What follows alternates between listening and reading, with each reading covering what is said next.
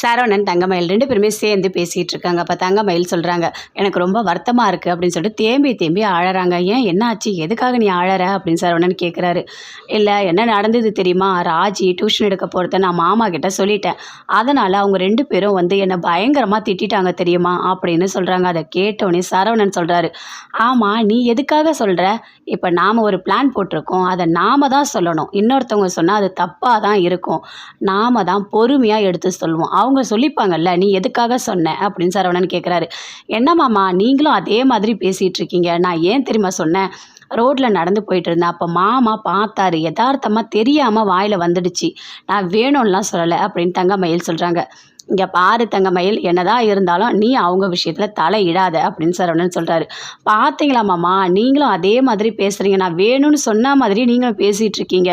போங்க, என்னை யாருமே புரிஞ்சுக்கிறதே இல்லை. நீங்கள் சொல்லுங்கள் அவங்கக்கிட்ட, ஒரு பெரிய மருமகனை அவங்கெல்லாம் மரியாதை கொடுக்கவே இல்லை, என்னை இஷ்டத்துக்கு திட்டுறாங்க, எனக்கு ரொம்ப கஷ்டமாக இருக்குது அப்படின்னு தங்கமயில் சொல்கிறாங்க. இங்கே பாருங்க மாமா, இந்த வீட்டு சூழ்நிலேருந்து மாறி ஒரு 5 நாள் நம்ம தனியாக இருக்கலாமாம்மா அப்படின்னு சொல்கிறாங்க.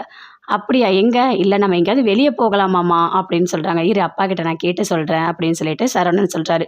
இதை கூடவா நீங்கள் அப்பா கிட்ட கேட்பீங்க, எல்லாரும் அவங்கவுங்க அப்பா கிட்ட சொல்லிட்டா போகிறாங்க, அதெல்லாம் ஒன்றும் இல்லை, நீங்கள் கேளுங்க மாமா, கண்டிப்பாக நம்ம போயிட்டு வரலாம், எல்லாம் நல்லதுக்கு தானே நம்ம சொல்கிறேன், நாம் 2 பேரும் ஒருத்தர் ஒருத்தரை புரிஞ்சிக்கலாம், சந்தோஷமாக வாழலாம், நம்ம வாழ்க்கையை நம்ம ஆரம்பிக்கலாம், அதனால தான் நான் சொல்கிறேன் அப்படின்னு தங்கமயில் சொல்கிறாங்க. சரி நம்ம கண்டிப்பாக போகலாம் அப்படின்னு சொல்லிட்டு சரவணன் சொல்கிறாரு. எல்லாருமே வீட்டில் இருக்காங்க. அப்போ பாண்டியன் வராரு. வந்தோடனே என்னதுப்பா அது அப்படின்னு சொல்லிட்டு அரசி கேட்குறாங்க. இந்தாமா அப்படின்னு கொடுக்குறாரு. 2 பேரும் போகிறாங்க. ராஜி மீனா மட்டும் அப்படியே போயிட்டே இருக்காங்க. நில்லுப்பா, ஒரு நிமிஷம் நில்லுப்பா, ஏன்பா நான் இங்கே உட்காந்தா நீங்கள் கூட இருக்க மாட்டீங்களா, போயிடுவீங்களா அப்படின்னு சொல்லிட்டு கேட்குறாரு பாண்டியன். அதெல்லாம் ஒன்றும் இல்லைம்மா, நாங்கள் சும்மா தான் போகிறோம், அதெல்லாம் ஒன்றும் இல்லை, வாப்பா உட்காருப்பா அப்படின்னு மீனாவை ராஜா 2 பேரும் கூப்பிடுறாரு. இது எடுத்து கொடுங்க, எல்லாரும் சாப்பிடுங்க அப்படின்னு சொல்கிறாரு.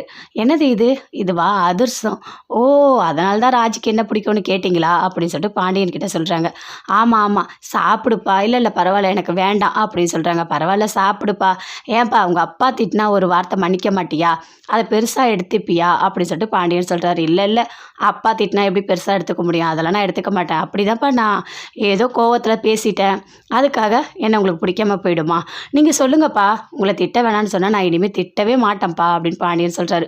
அதெல்லாம் ஒன்றும் இல்லை, உங்களுக்கும் உரிமை இருக்குது, நீங்கள் திட்டலாம் அப்படின்னு சொல்லிட்டு மீனா சொல்கிறாங்க.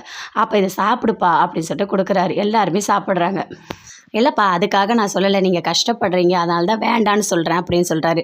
இல்லை அவர் ரொம்ப ஓவர் டைம் பார்க்குறாரு, பார்க்கவே எனக்கு கஷ்டமாக இருக்குது, அதனால தான் நான் டியூஷன் எடுக்கலாம்னு நினச்சேன் அப்படின்னு ராஜி சொல்கிறாங்க. சரிப்பா, அதுக்கு ஒரு முடிவு எடுத்திருக்கேன், என்னன்னு எல்லாரும் கேட்குறாங்க. இங்கே பாரு, இனிமே நீ வந்துட்டு போயிட்டு நைட்டு அன்டைம்லாம் வீட்டுக்கு வர வேண்டாம், அந்த வேலையே உனக்கு வேண்டாம், நீ காலேஜ் முடித்தோடனே கடைக்கு வா, நான் பார்த்துக்கிறேன், உங்கள் 2 பேரோட படிப்பு செலவு எல்லாத்தையும் நான் பார்த்துக்கிறேன் அப்படின்னு பாண்டியன் சொல்கிறாரு. அதை கேட்டோடனே கோவம் அதிகமாக வருது கதிருக்கு. இல்லை நானும் அங்கே வேலைக்கு வர மாட்டேன், என்னால் முடிஞ்ச அளவுக்கு நான் சம்பாதிச்சு கொடுக்குறேன் அப்படின்னு சொல்கிறாரு.